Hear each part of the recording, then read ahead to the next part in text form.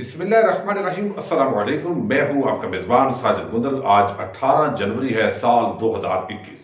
अगले 18 घंटे में इस्लामाबाद के रेड जोन में मैदान सजने वाला है। कप्तान ने भी तैयारी कर ली है।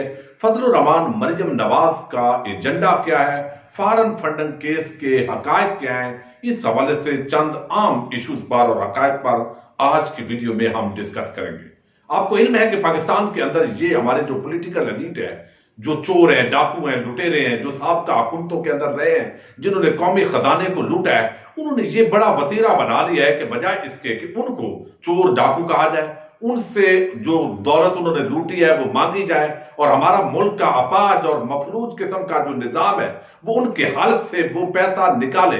उन्होंने उल्टा एक नई प्रोपोगेशन जो है वो शुरू की है और अपने वजीफाखोर सहाफियों की मुआवनत भी ले ली है कि आप हमें चोर न कहें, चूंकि सबकी तवज्जो है नून लीग की तरफ, पीपल्स पार्टी की तरफ, फजलुर रहमान की तरफ, तो आप इसकी बजाय पूरा रुख मोड़ दें इमरान खान की तरफ। अब इमरान खान जो है उन पर फॉरेन फंडिंग का इल्जाम है, इस पर तो हम बात करेंगे, चूंकि कल पीडीएम की जो करप्शन बचाओ तहरीक है वो वहां पर एहतजाज के लिए आ रही है। लेकिन इस वक्त इस्लामाबाद के अंदर सिक्योरिटी इंतहाई सख्त कर दी गई है और मैं भी वहां पर मौजूद था अभी थोड़ी देर पहले, और मामलात जो है वो देखे जा रहे हैं क्योंकि ये रेड जोन का इलाका है और कभी भी किसी पॉलिटिकल पार्टी को कानूनी तौर पर यहां जलसे की इजाजत नहीं दी गई। ये पीटीआई की पहली हुकूमत है जो यहां पर रेड जोन के अंदर इस तरह के जलसे की और एक्टिविटी की अपोजिशन को इजाजत दे रही है।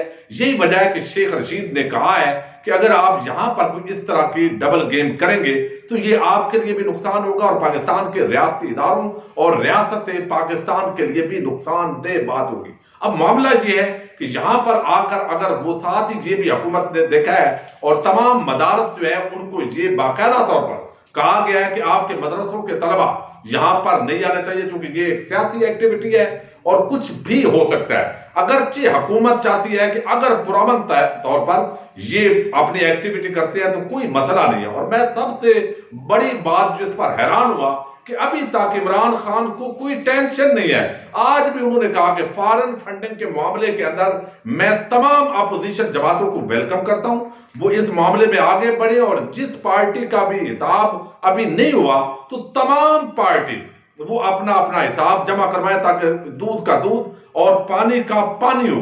अब ये मामला असल में इतना नून लीग, पीपल्स पार्टी ये गेम क्या कर रहे हैं। इस वक्त बिलावल जो है उसको पता चल गया कि फजलुर रहमान और मरियम नवाज के जो अज़ाइम है वो अच्छे नहीं है।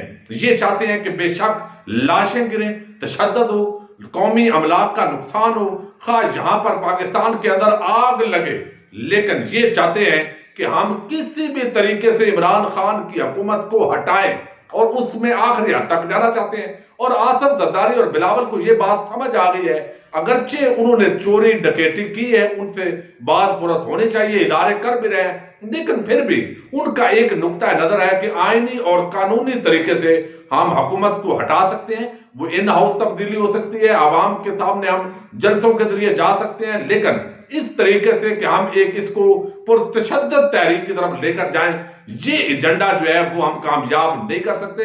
और कल को उस रेड जोन के अंदर अगर पीपल्स पार्टी भी साथ होती है और फजलुर रहमान और मरियम अपने उस एजेंडे की इस तरह की तकमील और शक्ल देने की कोशिश करती हैं और छेड़खानी करती है, वहां बड़ी हसास इमारतें हैं, हसास जगह है, अगर वो इस तरह का कोई भी खतरनाक खेल खेले तो बिलावल या मरकजी क़यादत को वहां पर नहीं होना चाहिए। यही वजह है कि सेकंड लाइन जो लीडरशिप है पीपल्स पार्टी की वो यहां पर शरीक हो रही है।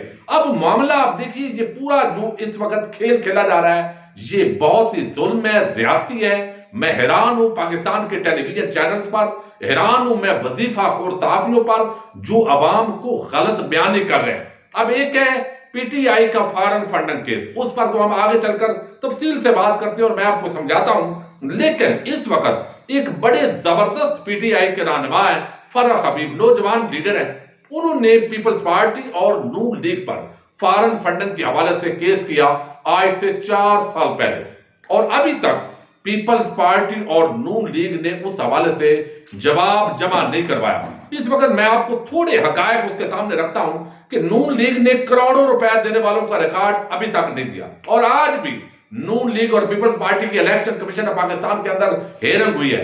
अगर तो ये सच्चे हैं देखें, इमरान खान पर इल्जाम लगा रहे हैं उसी चीज का कि इन्होंने फॉरेन फंडिंग ली है। ये हिसाब किताब दें। अगर तो ये सच्चे हैं तो नून लीग पीपल्स पार्टी की कितनी समाप्ति हो चुकी है, अभी तक ये जवाब इन्होंने जमा नहीं करवाया। नून लीग ने 70 करोड़ रुपया ये मीडिया के अंदर मुख्तलिफ एंकर सहाफियों को गैर महफूज तरीके से तकसीम किया है, उसका हिसाब भी अभी तक नहीं दिया। एक कैटेगरी के ऑडिटर से ऑडिट नहीं करवाया गया। ये सारा मामला जब चीफ इलेक्शन कमिश्नर के सामने फारूक हबीब साहब ने दरखास्त दी तो उसके बाद स्क्रूटनी कमेटी को भेजा गया। स्क्रूटनी कमेटी ने मुख्तलिफ समाअतें की।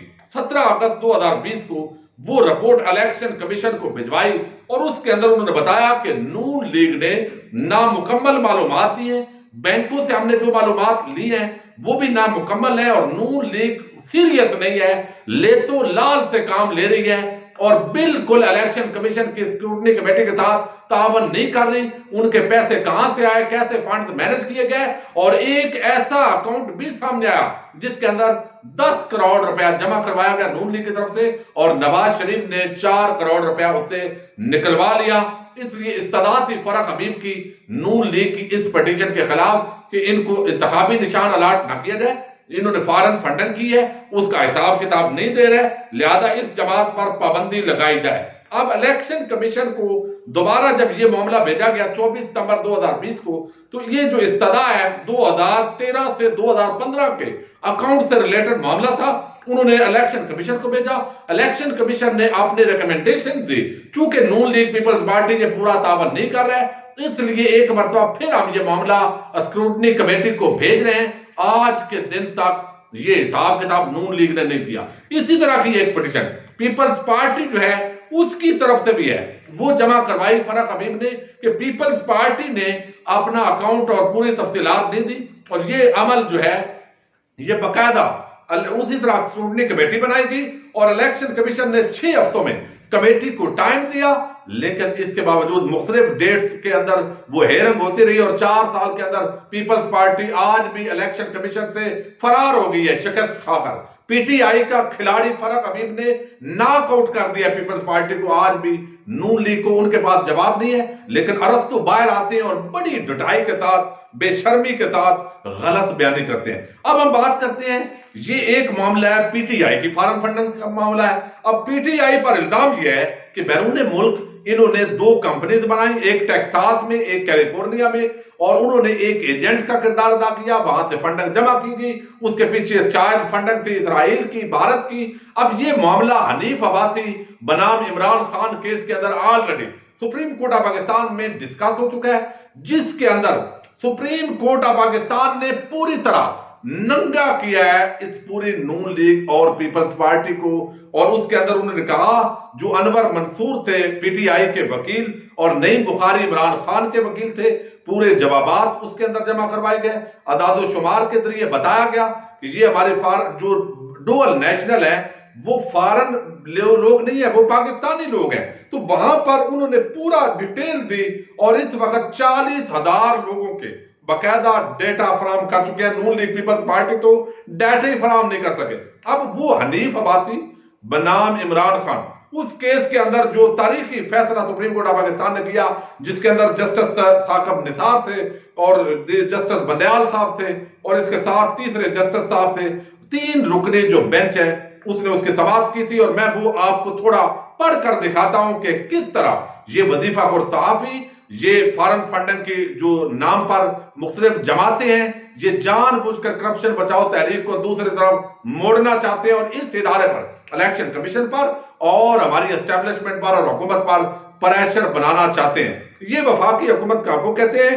सुप्रीम कोर्ट ऑफ पाकिस्तान ने कहा कि तहरीके इंसाफ के बारे में उठाए गए सवालात कुछ यूं जवाब दिए गए हैं। क्या तहरीके इंसाफ फॉरेन फंडेड सियासी जमात है? सुप्रीम कोर्ट ने अपने फैसले में लिखा कि पीपीओ के आर्टिकल 15 के मुताबिक अगर वफाकी हुकूमत ये समझे कि कोई जमात फॉरेन फंडेड जमात है और वो जमात पाकिस्तान की खुद मुख्तारी और सालमियत के खिलाफ हो या दहशतगर्दी में मुलव्वस हो, तो वफाकी हुकूमत उस जमात पार्टी के खात्मे के लिए ऑफिशियल गजट में नोटिफिकेशन शाया करेगी और उस नोटिफिकेशन के शाया होने के 15 दिन के अंदर ये मामला सुप्रीम कोर्ट ऑफ पाकिस्तान में भेजेगी। सुप्रीम कोर्ट ऑफ पाकिस्तान उसको मेरिट पर देखेगी कि ये जमात का कदम हो सकती है या नहीं हो सकती। ये वफाकी हुकूमत का काम है वो किसी सियासी जमात के खिलाफ मवाद जो मौजूद होता है शवाहिद की रोशनी में बात मालूम करे। अगर वो जमात फॉरेन फंडेड है तो वफाकी हुकूमत उसके खिलाफ कार्रवाई करेगी। अब आखिर में वो कंक्लूड करते हैं इस डिसीजन को, चूंकि वीडियो लंबी हो रही है मैं आपको बताऊं। वो कहते हैं कि क्या पीटीआई ने फॉरेन ममनुआ फंडिंग ली है, ममनुआ फंड लेने की सजा क्या।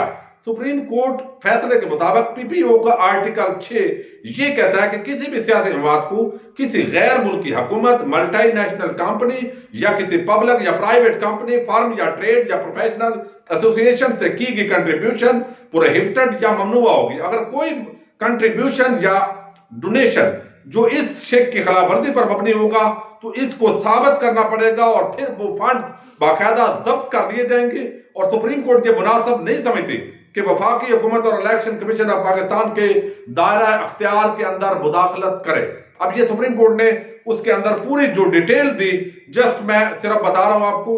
उन्होंने कहा कि जो फॉरेन एडेड जमातें हैं उन पीटीआई को तहलील करने का ये अख्तियार था वफाकी हुकूमत का। अब नून लीग की हुकूमत थी, उसने कोई इस तरह की बात नहीं की। अब चूंकि और इशू नहीं है, उनके करप्शन की तरफ पूरी कौम का ध्यान था, उस ध्यान को हटाने की ये कोशिश की गई है। इलेक्शन कमीशन उसको तहलील नहीं करेगा और फिर नून लीग पीपल्स पार्टी आप समझो जाल के अंदर फंस गए अपने अंदर, और अब इनको जवाब देना पड़ेगा। और इदारों को जिस तरह प्रेशराइज करने की कोशिश कर रहे हैं, कप्तान ने अब डंडा उठा लिया, वो छोड़ने के मूड में नहीं है। इसलिए उसने कहा कि मुझे कोई खौफ नहीं, आप रेड जोन में आकर सारी ये सर्कस लगा लो तो आपका एहतसाब भी होगा, पकड़े भी जाओगे। और पूरी कौम ये समझती है कि इन चोरों, डाकुओं, लुटेरों का एहतसाब होना चाहिए। हाँ, किसी जगह पर अगर इरेगुलरिटीज हुई है या इलीगल फंड है, ये कानून के मुताबिक पीटीआई को भी देखना चाहिए। अपने मेजबान साजिद गुंदर को नेक्स्ट वीडियो के अंदर तक इजाजत दीजिए। अल्लाह हाफिज।